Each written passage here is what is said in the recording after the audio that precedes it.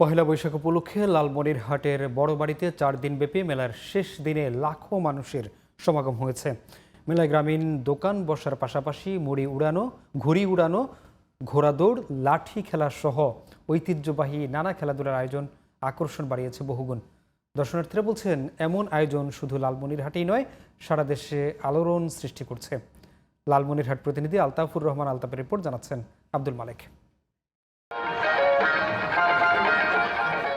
লালমনিরহাটের বড় বাড়িতে শহীদ আব্দুল কাশেম মহাবিদ্যালয় মাঠে 4 দিনব্যাপী বৈশাখী মেলার শেষ দিন আজ। প্রথম দিন থেকেই মেলায় লাখো মানুষের সমাগম ঘটে।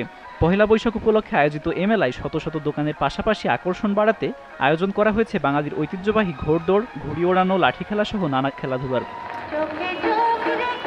গ্রামীণ এসব আয়োজন বেশ উপভোগ্য বলে জানায় মেলায় আসা দর্শনার্থীরা। এবার এখানে আমি আসতে পেরেছি, এখানে আমি অনেক খুশি। বিভিন্ন হারিয়ে যাওয়া খেলা আজকে এখানে হবে। ঘোড়া খেলা বা হাডুডু দাঁড়িয়ে বান্ধা গোল্লা, যেগুলো খেলা ঐতিহ্য খেলাগুলো হারিয়ে গেছে এবং মানুষকে যেন পুনর্জীবী করা হয়, ছোটো ছোটো বাচ্চাগুলো জাগ্রত করা হয়।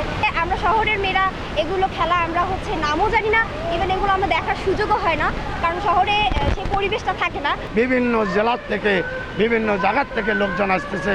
আইনি জটিলতা তৈরি করে নান্দনিক নানা অনুষ্ঠান থেকে বিগত সরকার মানুষকে বঞ্চিত করেছিল বলে জানান মেলার প্রধান অতিথি আসাদুল হাবিব দুলু। ফ্যাসিবাদী শাসনের কারণে আমরা এভাবে মুক্ত পরিবেশে কোনো অনুষ্ঠান করতে পারি নাই। নানান বাধা, নানান আইনের কথা বলে আমাদেরকে বারবার এই ধরনের নান্দনিক অনুষ্ঠান থেকে বিতাড়িত করা হয়েছে। আমরা সেটা ফিরিয়ে আনার চেষ্টা করেছি।